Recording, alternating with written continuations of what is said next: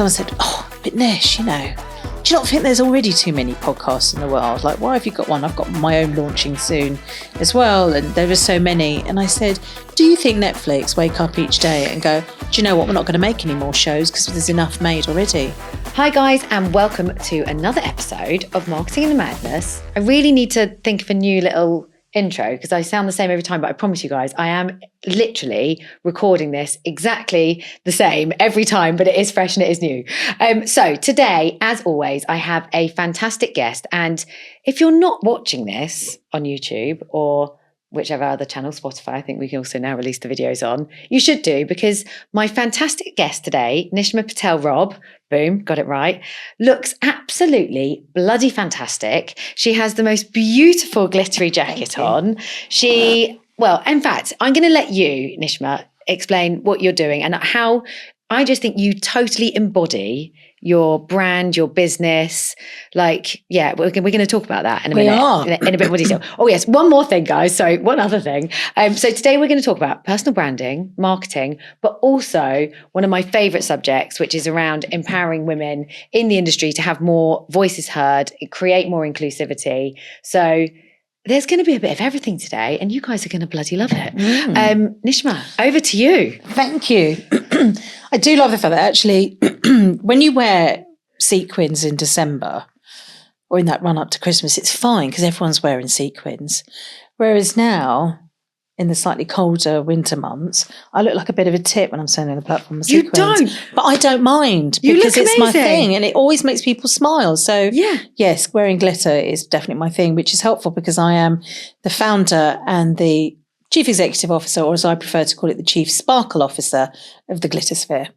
Which I love. Oh, and you are literally, I mean, you are, I'm just looking at everything on you. You are a style, I can't even talk. You are a style icon, I would say. I'm like, where do you get your trousers? Where do you get your shoes? Where did you get, I just want to know. And you embody your brand, which I think, I mean, we were talking about this off recording slightly. So we will delve into this a bit later about how, personal branding isn't just about social media. It's about how you show up throughout your life. And there was once a world, which we both lived in when we were working, where there wasn't social media. But before we go into that, so everyone understands a bit more about you. Obviously, you've launched Glittersphere. You've got some other projects happening in the background, which we might talk about exclusively as a first. But can you explain to our lovely listeners a bit more about your career, where you've come from, what you've done? Because obviously you spent quite a lot of time at Google. Give us a bit more of the Nishma backstory. Yeah, of course. So I've had a 30-year corporate career, which does span the ages of media. So when I started my career in 94, it was very much an analog world. And I started out in a business called Teletext. So for anyone old enough, and if you're a Brit, you'll remember Teletext was like the Google for Google. It's where people used to get information on their telly. And that came from an ambition of always wanting to be a TV presenter on TV. And I got as close to it as being on the little Lego brick text graphics that sat behind it. But I actually started my career in a sales career, which again was not intentional. I always wanted to be a writer or creative, but needs must. I came out of uni and deep in a recession and not a lot of jobs, and probably not the experience or appreciation of the types of jobs I could get. I kind of stumbled my way into sales. I actually started my career at Campaign magazine, bizarrely, very briefly, and then went on to Teletext in sales, which I also is a kind of my big tip to any marketeer is, having a good sales background and being able to sell is so critical. But I evolved from a sales career. I actually went from admin girl at Teletext to the managing director in the space of sort of 8-9 years, which was insane when I think about how young I was and how inexperienced I was in so many ways. But actually that sense of innovation and change, which is the thing that's kind of followed me all the way through my career, has been critical. So I joined a business in the analog world, knowing that there was going to be a cut off. They were turning off the signal, which is really bizarre to join something that doesn't have a lifespan. But when you're 21 years old, you don't really care. So you think, well, just go for it. And then, slowly start thinking about, well, what's next? And being a little bit of a geek and loving technology, I was always curious about what was next. But it taught me a lot in that time because I was selling teletext media, which was like peripheral media. It was not, I'd go in and see the agencies and I love it because a lot of the people I used to sell to now are various CEOs of the agencies. And so I've known them since then and we've known each other. But I was in there when they're trying to buy TV and radio and I'm going, no, buy this. It's really effective. So it kind of taught me to know you've got to know the tech, you've got to be a great storyteller and you've got to know how to sell something that's a bit different. But it also got me curious about how audiences evolve as technology moves and how businesses do. So during my time at Teletext, we evolved into building a website, into launching the very first digital interactive tech services on TV, which is weirdly was seen at the time a bigger bet than the internet, which is insane when you think about it now.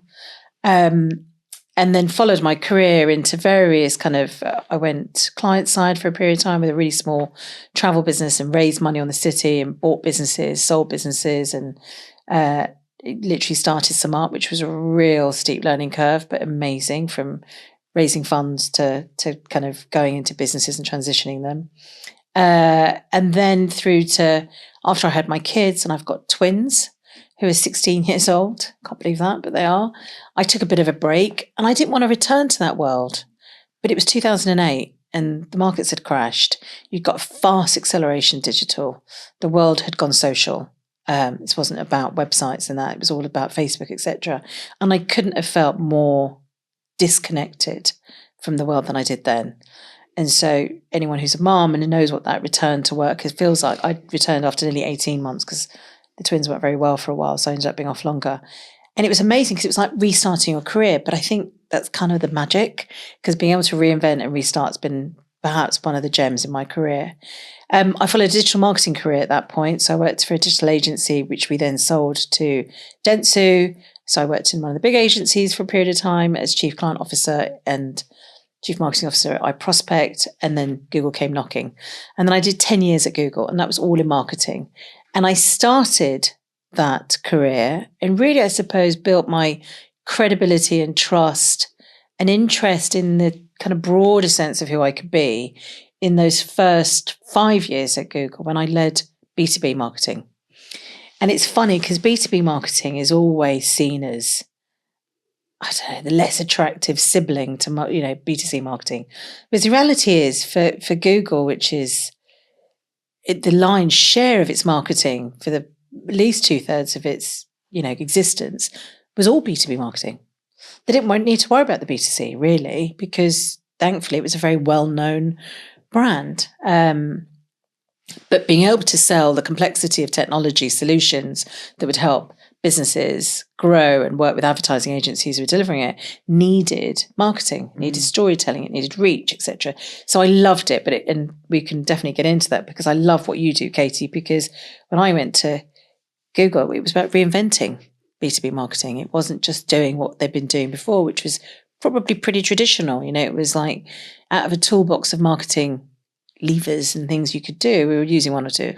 So I loved that time there. And a key part of the work I did around B2B marketing wasn't just the kind of explaining and sharing the products, launched YouTube as a commercial product in the UK, weathered the storm of a brand safety crisis. Was also a lot of it was around reputation and brand building. And so I then took on a role of leading brand and reputation for Google for about 5 years after that, which was amazing because it was Google and all sort of sub-brands. Which was everything from kind of policy and regulation through to some of the absolute joyous parts of Google, like the things I had loved as a consumer, like the Google Doodle, the stuff where we turned up in society and culture and doing good and not doing good for good's sake, but knowing the power of that technology and what it could do. So yeah, it's been a career that kind of went sales to marketing, storytelling throughout, technology being a key part of it, but also really the kind of clear red thread was embracing that sense of kind of story and change always. So not being scared of moving from analog to digital text or digital TV, to move into web, to move into mobile, to move into more advanced kind of web, and then now AI. And the last year at Google was spent a lot of that time working on AI and thinking about, not just its adoption in broader society, but also its impact. I mean, what a career. First up, I did know some of this because, of course, we've done a bit of a preamble, but also you are literally my sister from another mister, because Oh. I actually, also have a 16-year-old daughter. I also started my career in advertising, kind of by accident. I can't remember if I told you this before. No. Exchange Mart. Oh, brilliant. So part of United Advertising, but also what I wanted to do was oddly actually. So when I did my careers thing at school, what do you want to be? And I wanted to be a TV presenter, but it came out that I should be a weather girl, I think, because I was quite good at geography. So in my head, I've always, that's probably why we do quite a bit of public speaking and things like podcasts. This is what brings me to life. But similarly, started my career in sales at United Advertising, on the phones, selling to motor traders, trying to get them give me another car, go on. I loved that though, meeting deadlines, working in advertising and print from a really young age, and in quite a, crazy sales environment. I think for us now, having, moved more to the marketing side of things, that foundation, that hunger, that, I don't know, it's given me, I'm so thankful for my time doing that. I think it's one of the best, it's definitely one of the best foundations for a career. And it's funny because it's not easy to make the transition from sales to marketing. It's often easier from marketing to sales. Well, actually, no, it's just as hard, which it shouldn't be. Because actually, if we go back to kind of core principles of the attributes you're looking for someone, to be a great marketeer, you do need to sell your ideas in. You need to have a really great appreciation of media. When you're selling media, you've got to know it inside out. You've got to understand the measurement. You've got to understand the behaviors and consumer journeys and all the rest of it. So you have a great in-depth appreciation of media.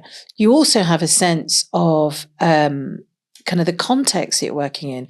So I think all of the kind of personal attributes, being able to present yourself, being able to sell, the fact that we're both, this is better than a TV show though now. Yeah. So we're fine. We've made it. Because it's basically on-demand TV. Yeah. I think I said somewhere recently, I said, it's like, my little Nishma's dreams didn't die. They've just had a glow up. So the video podcast is the glow up of it now.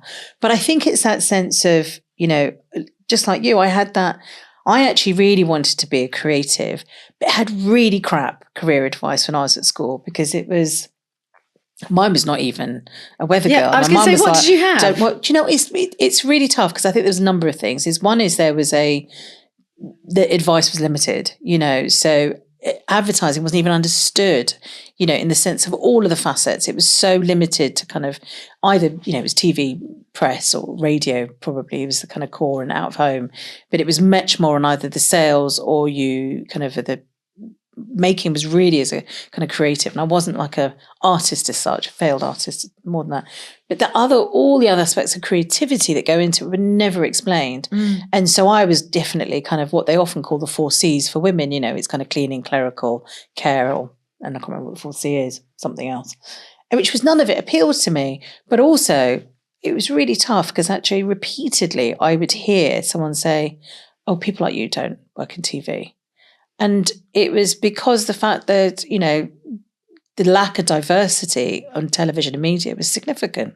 And it was right. So it wasn't just teachers or people in recruiters or anything else. It was also like family and friends, because it was almost like they were trying to say it to protect you, because they were like, well, there's nobody like you. You're not going to ever get accepted in environments like that. And it definitely did kill a lot of dreams, which is a lot of why I'm driven by the passion of what I do now, because we should never kill those dreams. So I think there was definitely those things, but life is never about regrets. And I'm quite woo-woo, so I'm a big believer in the universe and how we travel, but the learnings we have along the way are what makes us who we are. And so I love the very, talking about Helen Tupper's and Sarah's kind of mantras of a squiggly career. I've had a squiggly career, not all of it by design, definitely by opportunity that came and I jumped on. But it's where I give a lot of advice to people who are recruiting and building teams, is go, attitude is, and someone's ability to learn, are 2 of the most important things when I'm looking at somebody. Often nowadays, the core skills, we're all learning. Years and years of experience are important, but trying to say I'm more skilled than you, it's not true anymore, because we're all at the same start line, particularly in the world of AI. So the way you turn up and what you take from the experience of being a salesperson, and I did the same, be on the phone and be told constantly, no, don't want it, and all of that shit. It's amazing. And it taught me a lot. Yeah. I think that's something that I really want to dial into, because as I referenced at the beginning of the podcast, we were talking off air about personal branding. And I think everyone worries. So, personal branding nowadays is seen as how many followers are you an influencer on Instagram or LinkedIn? How many followers have you got? Which of course holds some weight because, it's a stamp of approval. If you've got lots of followers, people are engaging with your content. It shows that you're interesting or people are interested in what you're talking about. However, we grew up in a world where there was no social media. I mean, I remember, MySpace pre-Facebook, which I loved, like saying on my MySpace page, and you could add music to it and like brand it. And I mean, that really like got my creative. It did. Tumblr was like the old Instagram. Yeah. Because it was more visual. Yeah. But there wasn't, pre that must have come out when I was in London, where I remember my friend organising parties, because I used to work for a drinks. I moved from magazines and advertising through to actually one of our clients, which was a drinks company. And that's when my friend phoned me. She was like, "Oh my God, there's this thing called MySpace." And then they got in touch with us, and I'd sponsored it, because I used to do a lot of sponsorship with the drinks brands that so I think Malibu or one of the brands sponsored a MySpace party where we had a guy sat in a bath of some kind of alcohol outside a party that we put on somewhere in London. I can't remember.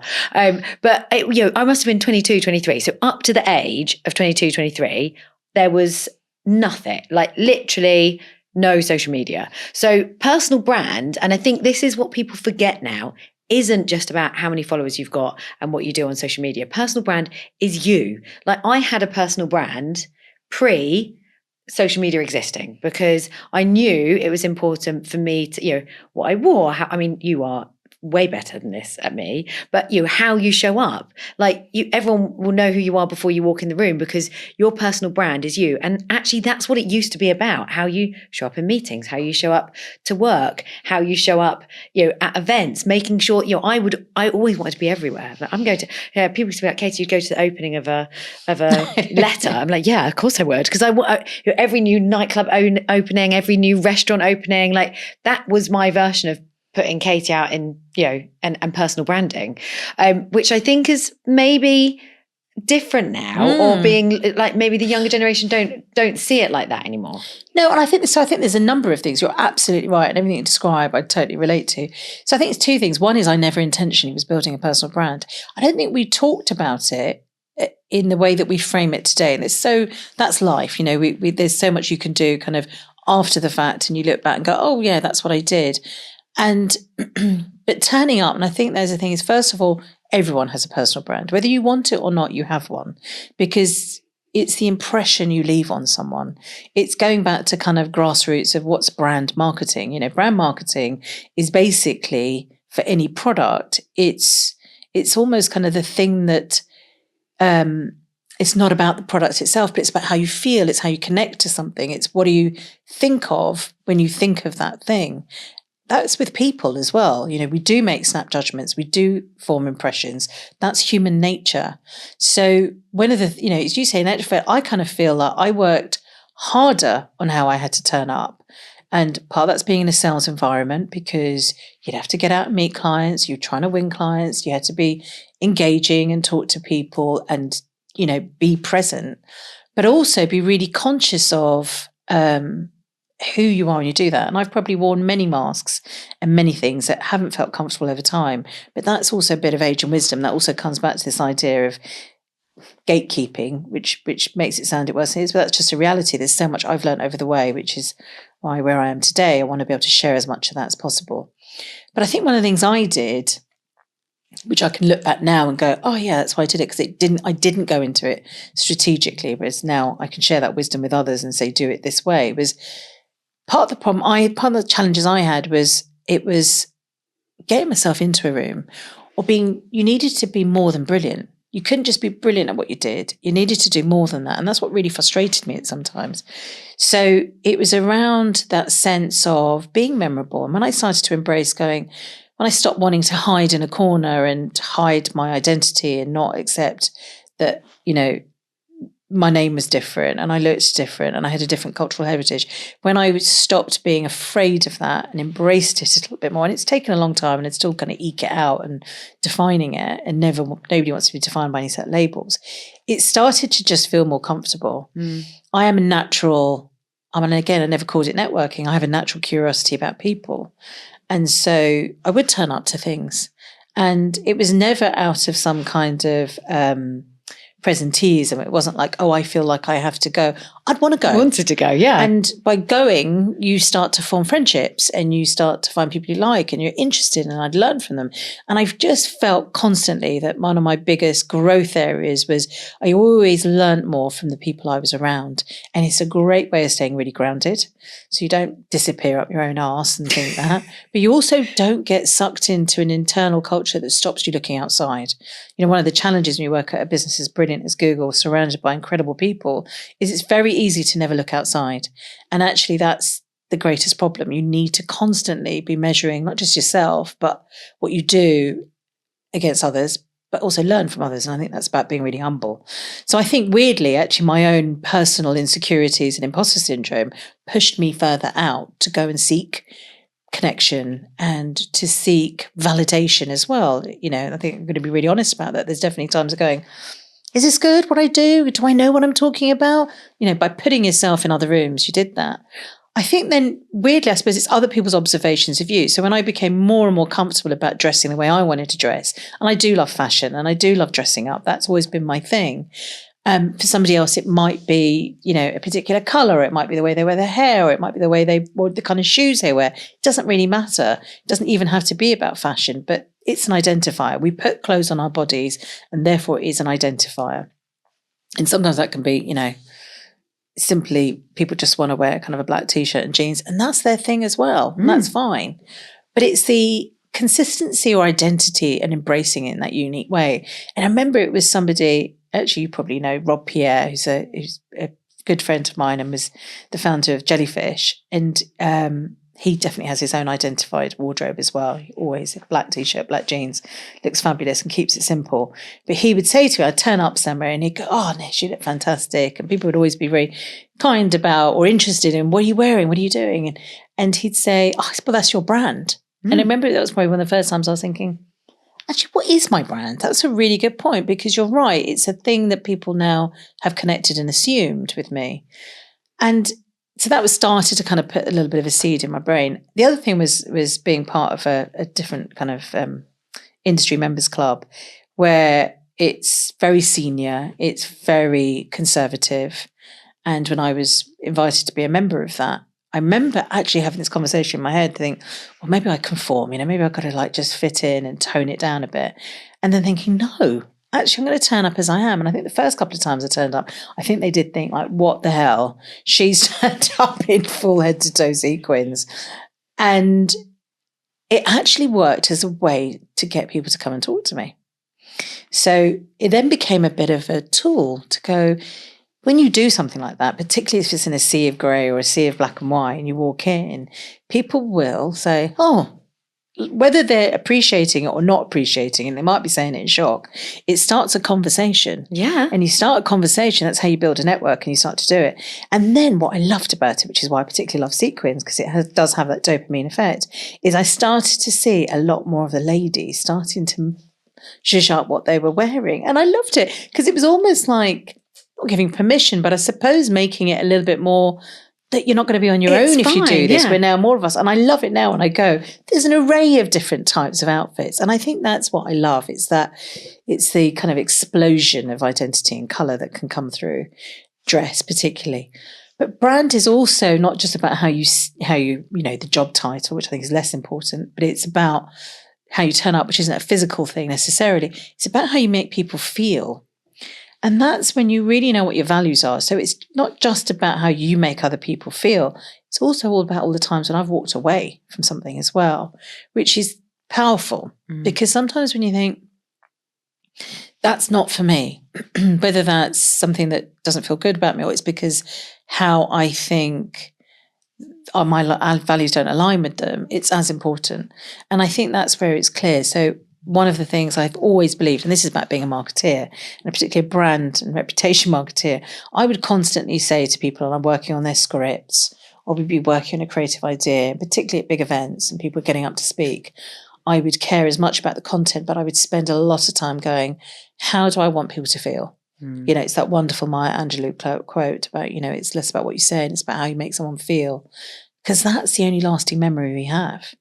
You know, when I look back at my career, I don't remember the details. No one does. I mean, even less so now, I don't remember the details. But what I do remember, and if, you know, it's a great exercise to do, and you stop yourself and you look and close your eyes and think about your past, you remember the feelings. You remember, you know, like we always say when we leave somewhere, and often people write in their, you know, leaving post from a workplace, oh, it's the people that made it. Of course it is the people that made it.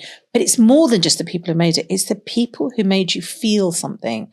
And that feeling might be you may feel someone included. You may feel someone feel optimistic or happy or excited or more knowledgeable, or you demonstrated curiosity so they feel heard.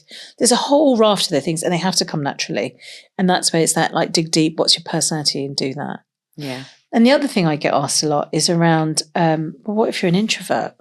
And I'm like, you can be, some of the best personal brands are people who are introverts.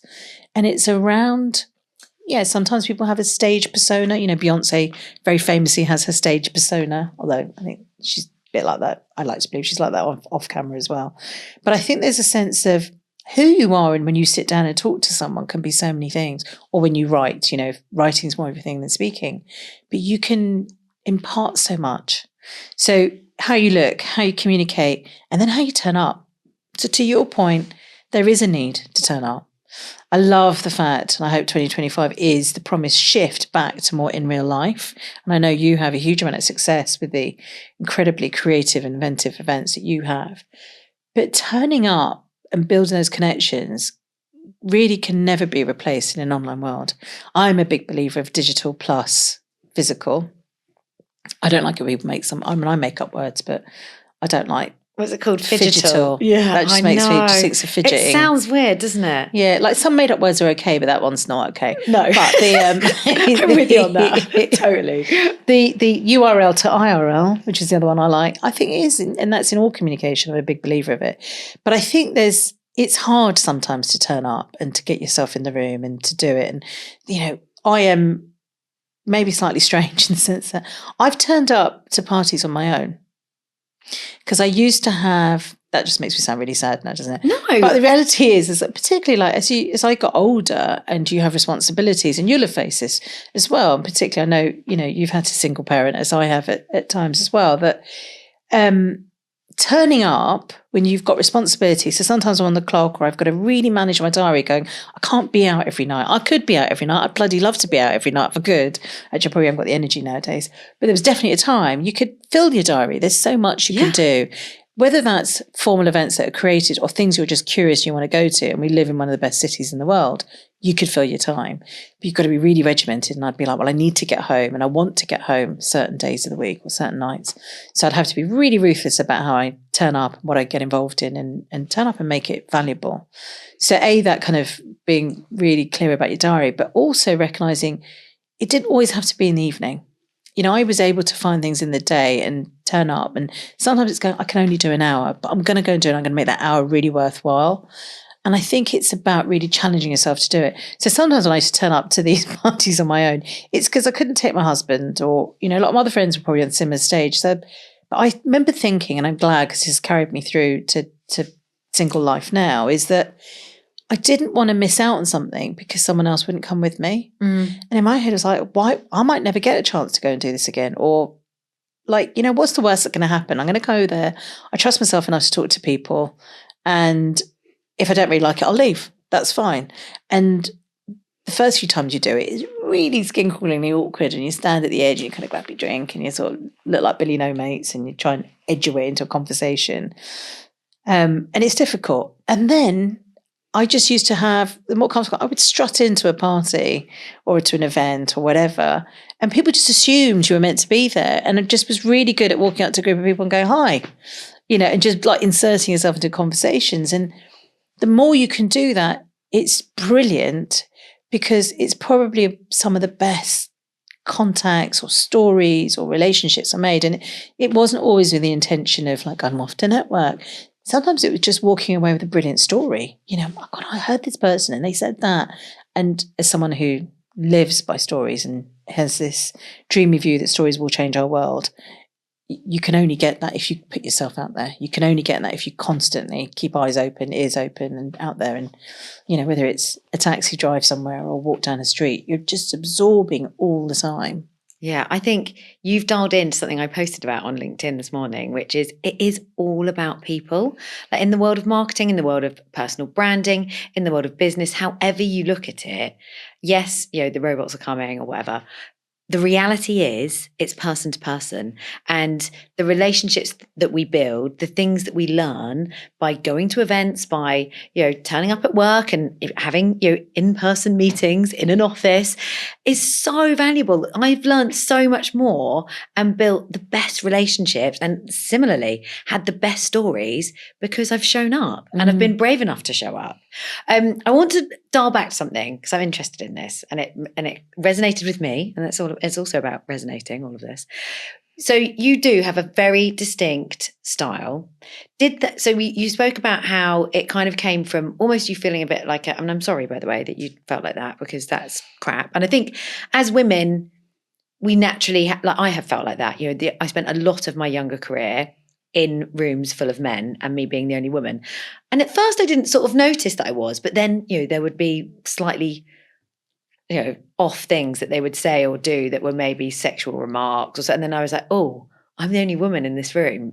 So I get that. I obviously, I am white, British, blonde. So probably, in that way I felt like, differently to how you did. So I'm sorry that you felt like that. But was there anything from your parents, your upbringing, like that kind of has driven your style and because I was quite interested in when you were talking, like, did it purely come from that, or was there any influence? No, I think so. Both my parents are, I would say, definitely very creative. They both did kind of graphics at university, and although they didn't pursue that in careers, although my dad worked in that agency when he first came to the UK, they've definitely been. I've grown up in a household where art and culture were a big thing, and how you presented yourself and that uniqueness was kind of celebrated and welcomed. But I think it was around, so I think art and culture are big reference points when you are crafting your own style and who you follow, what do you like, and that. So the comfort of playing with colours and textures and confidence around shapes and that, because that is what dressing all about. It's all of those things. It's how you, like, literally I put this together because when it's something comfortable to wear and warm, I would like wearing sparkles. But then I know myself that if I wear just a round neck top, this is really getting Trini and Susanna in it. But if I just wear a round neck top, it, bigger on the chest, how do you do it? So then you think, well, okay, I'll put that. And I was like, well, how can I put that on this? And hold on, I'll put a shirt underneath it. So I do throw things together. I mean, I wish I was more organised to have my reel of outfits. One day I will. I think that sense of colourful creativity definitely comes from art and culture, and that was a big part of my childhood. I think a sense of difference that's what drives it more. So it was almost like, yes, my mum and dad actually, interestingly, probably tried to suppress and protect us about being different. So they never brought drama when I'd run home, and lots of, I grew up in the 80s, 70s and 80s, where sadly racism in London was even more prevalent than it is now, because it was more overt. Being 7 years old and every day being chased through this, I can't believe, it's 7 if I look at it now, but I was 7 years old and you'd run through this sort of subway to get to school because we didn't have to cross the big roads.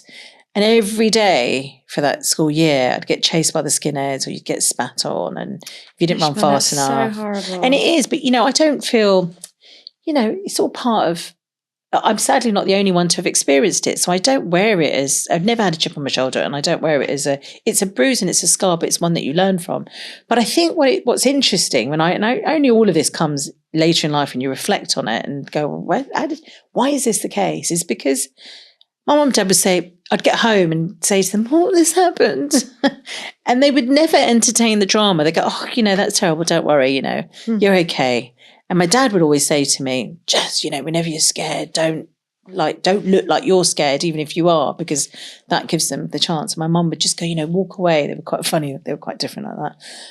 But they never tried to suppress our uniqueness. In actual fact, they kind of celebrated. They kind of said, well, you're different. We're all different. And that's okay. And I think that is the kind of permission or opportunity to go and explore who might be differently. I was never forced into a box from a home life point of view. And I saw so many friends, particularly from a cultural background point of view, who were. But it isn't even about, South Asian culture. It could be any kind of culture. There is, and I see it in my kids, there is such a pressure in society to conform.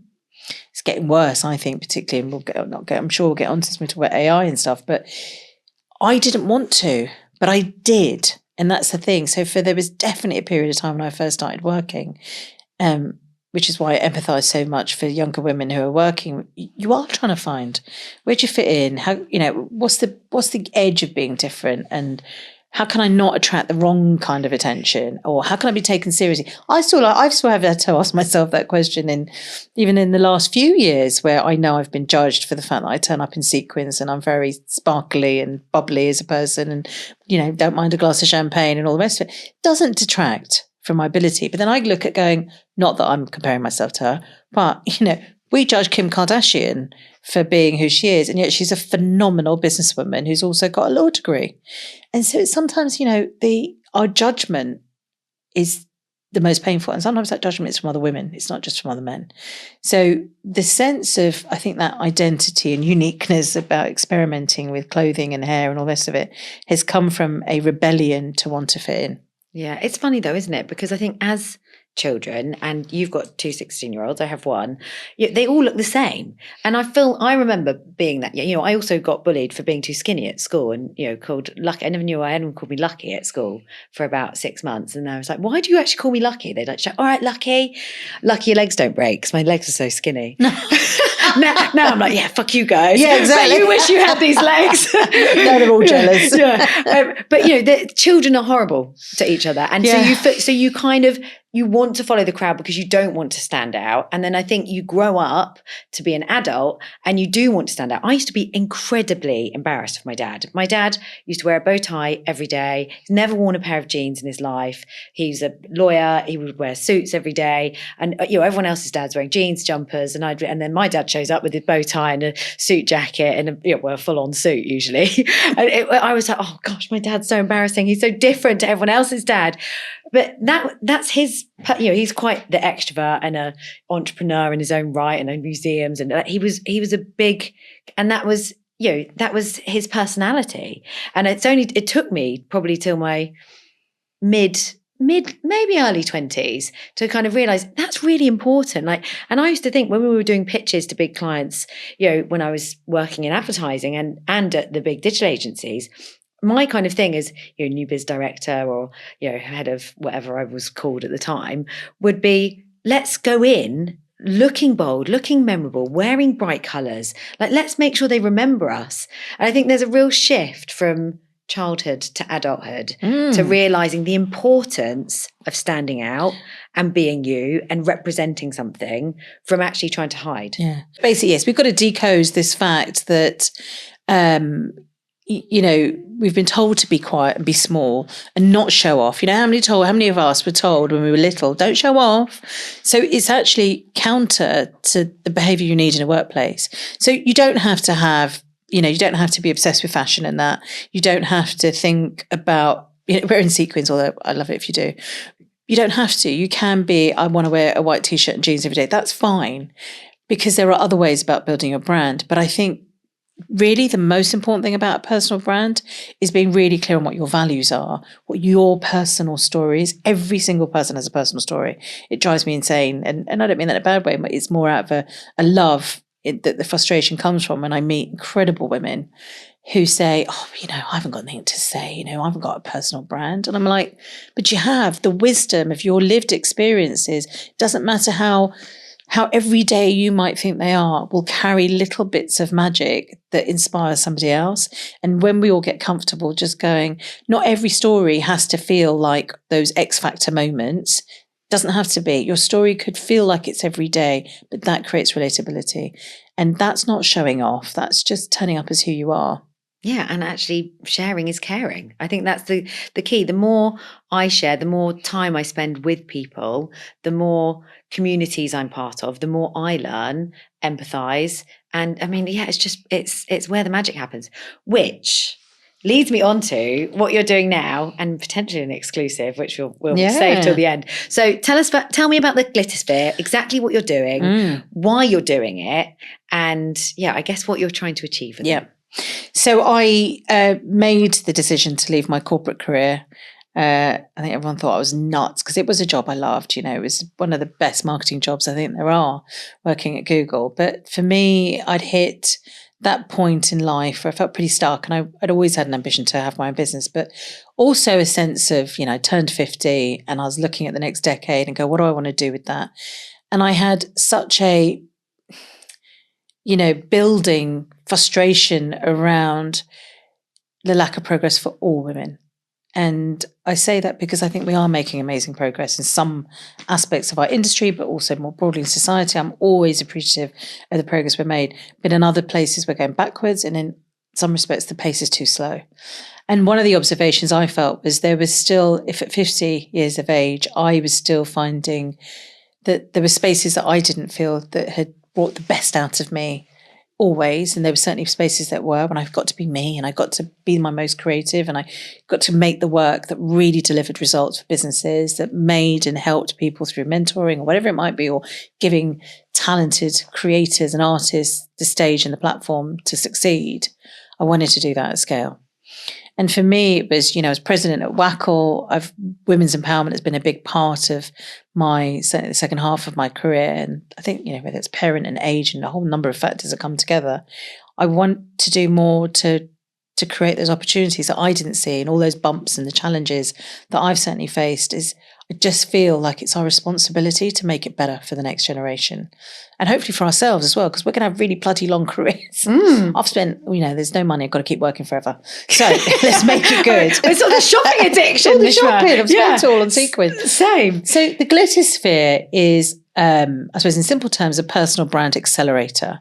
It's about creating a community and environment for women to be part of that allows them to be unapologetically themselves, to be unapologetically ambitious, and really understand how they can embrace and build their own personal brand. So as you say, a personal brand isn't just about followership on LinkedIn. Social media and being good at telling your story and using the tools is undoubtedly part of the world we live in. So there will be an aspect on that, but it's much more than that.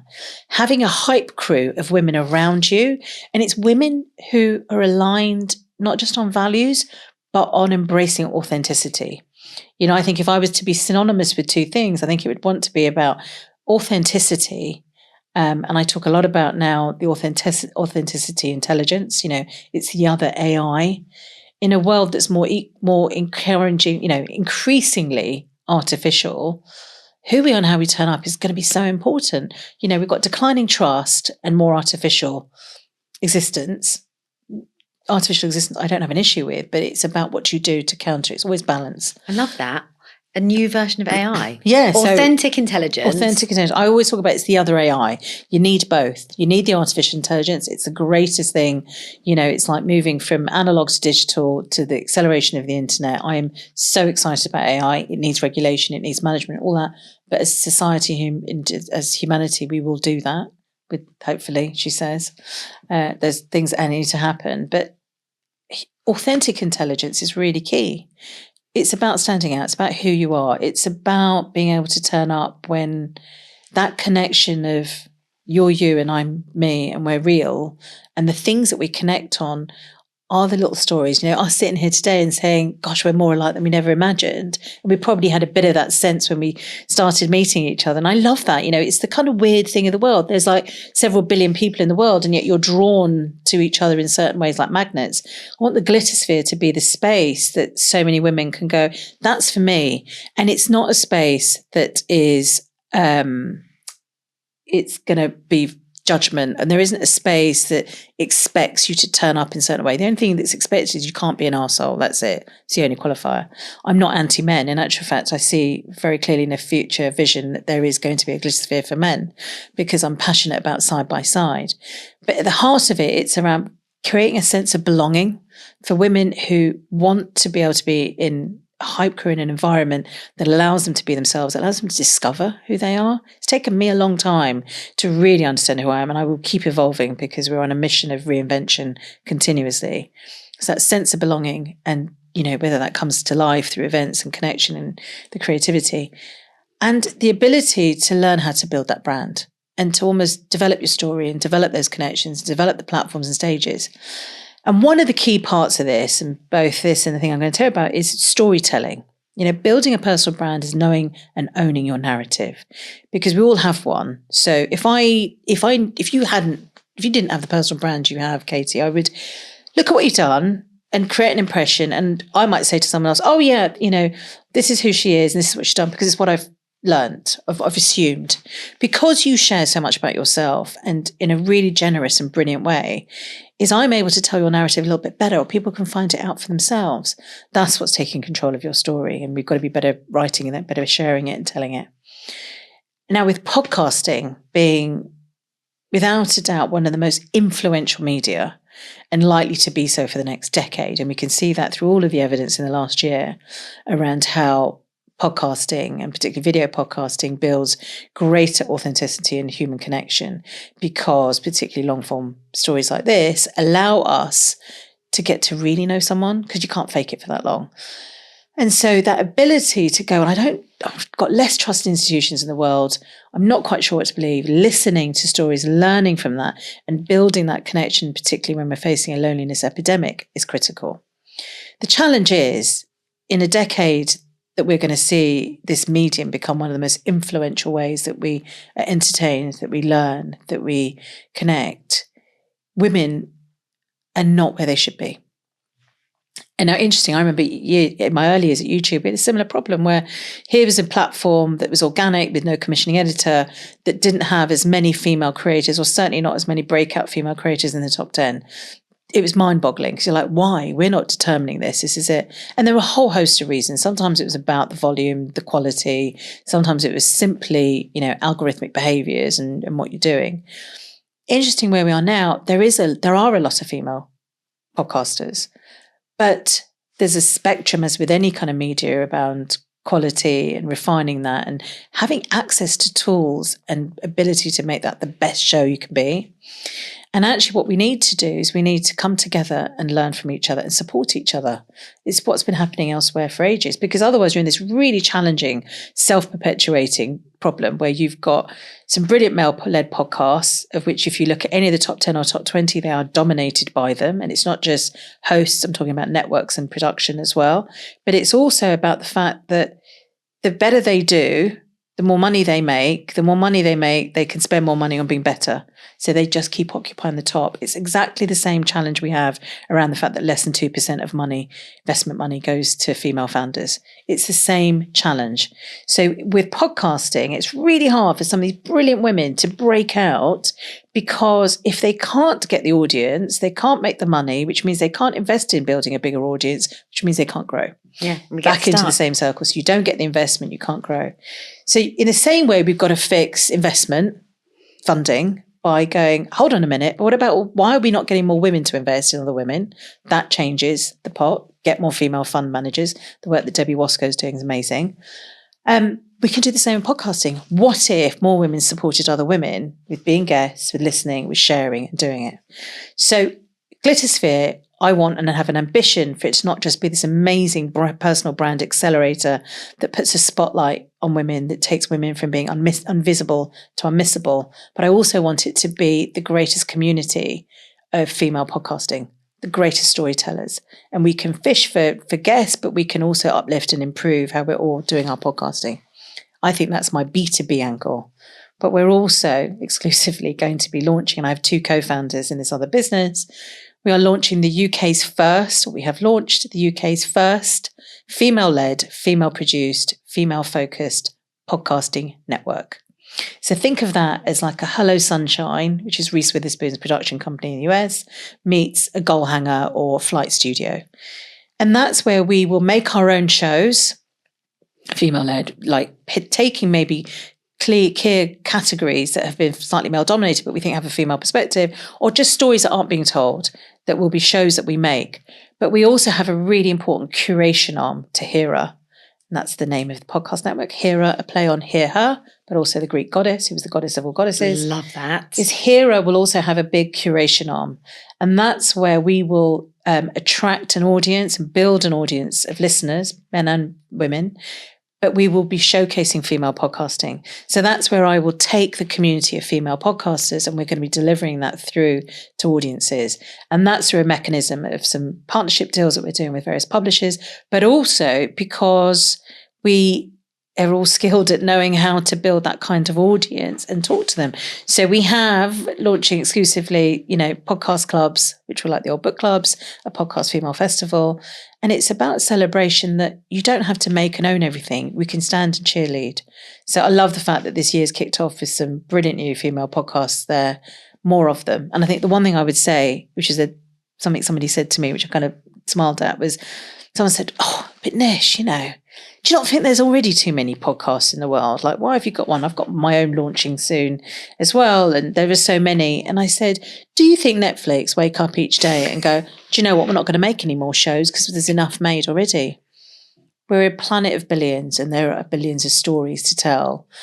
And because I'm a believer that stories will change the world, I'd like to be part of that revolution of bringing more female-led stories and advice and wisdom, and that no gatekeeping of all the things that help us live the most enriched lives, by helping the storytellers and helping the audiences come together. Nishma, you are just awesome. Oh, I literally love that. And guys, I promise you all the links, Nishma, for the Glittersphere, you'll be able to give me a link where people can go, join, check out everything you're doing. Also, I'll pop Nishma's LinkedIn profile in there, because she's definitely one of my favourite people to follow on LinkedIn, by the way. Thank you. Likewise, back at you. And thank you for coming on and telling your story. Thank you for having me. I think your podcast is brilliant, definitely one of my favourite listens. Yay!